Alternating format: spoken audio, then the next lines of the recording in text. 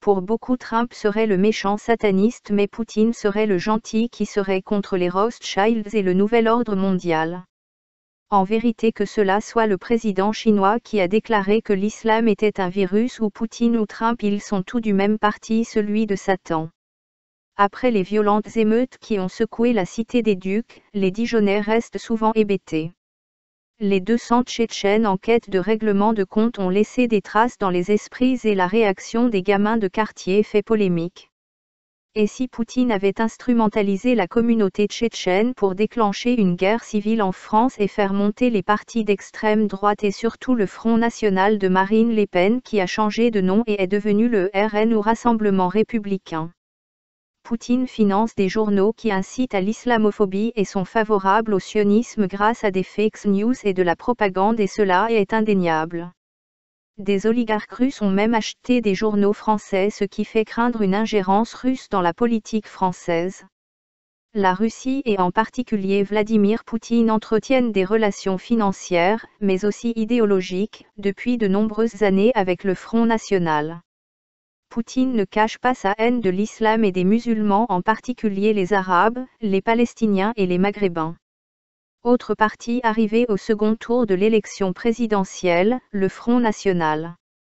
En mai 2017, Mediapart publie une enquête intitulée La vraie histoire du financement russe de Le Pen.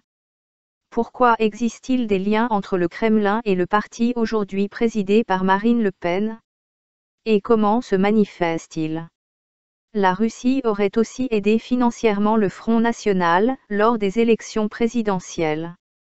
Selon Mediapart, les financements russes de Marine Le Pen se sont organisés autour d'un conseiller de Vladimir Poutine, Alexandre Babakov. Des emails démontrent une ingérence politique de deux lobbyistes russes.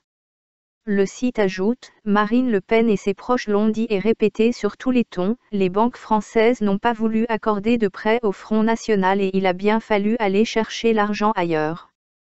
En l'occurrence en Russie, où des banques ont été sollicitées, prétendument en toute neutralité et loin de l'influence du Kremlin.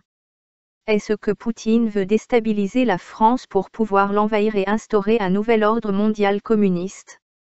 De toute évidence, les émeutes de Dijon ne sont pas dans les intérêts de la communauté maghrébine qui souffre déjà de discrimination, de la pauvreté et du confinement à cause du Covid-19.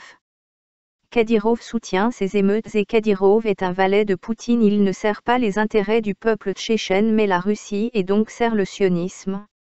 De même aux États-Unis, il y eut des émeutes suite à la mort de nombreux Noirs américains à Atlanta. Or, il est bien possible que le FSB ait pu infiltrer la police de Atlanta pour déclencher des meurtres racistes et un début de guerre civile. Poutine n'est certainement pas le gentil gars qui veut rétablir la justice sur Terre car lui-même est suspect. Il est étrange que Marine Le Pen milite pour interdire au Qatar de financer les entrepreneurs maghrébins mais elle accepte de l'argent de la Russie. Elle veut interdire l'ingérence du Qatar si le Qatar finance des musulmans français. Par contre, elle peut accepter l'argent des monarchies du Golfe ou de la Russie. Bref, c'est faites ce que je dis mais pas ce que je fais.